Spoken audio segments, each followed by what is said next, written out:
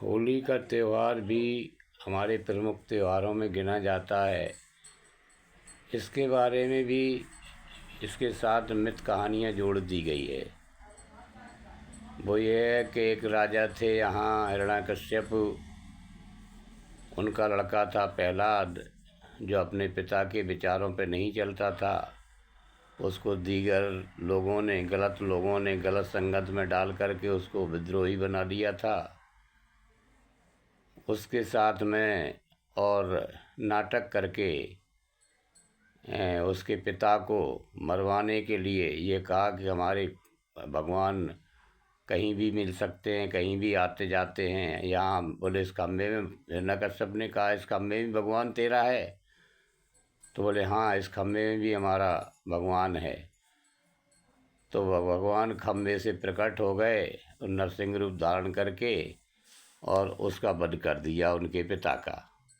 जबकि सत्य बात ये है कि वो यहाँ का मूल निवासियों का बलशाली राजा था, लोकप्रिय राजा था।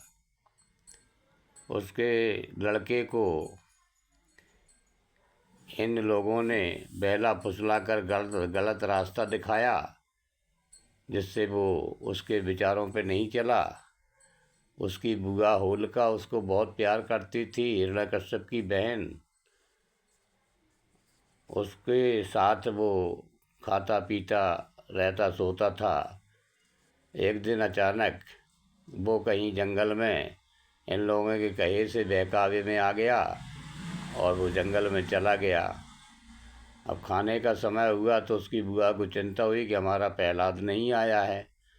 तो वो उसको को ढूंढने के लिए वो निकल गई जंगल की तरफ। जैसे ही वो पहुंची वहाँ, तो वहाँ प्रहलाद तो नहीं मिला, बल्कि जो छुपे हुए गुंडे थे वहाँ, गलत लोग, उनने होलिका को पकड़ लिया और उसके साथ बलात्कार किया।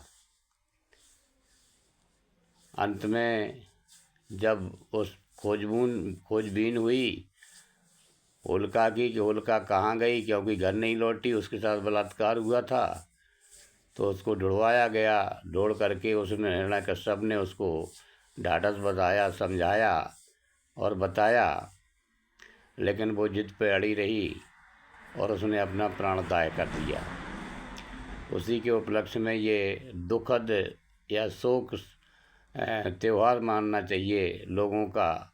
ये भारतीयों का शोक त्यौहार है कि गलत लोगों ने इसके पीछे कहानी जोड़ करके उसको त्यौहार का नाम दिया है।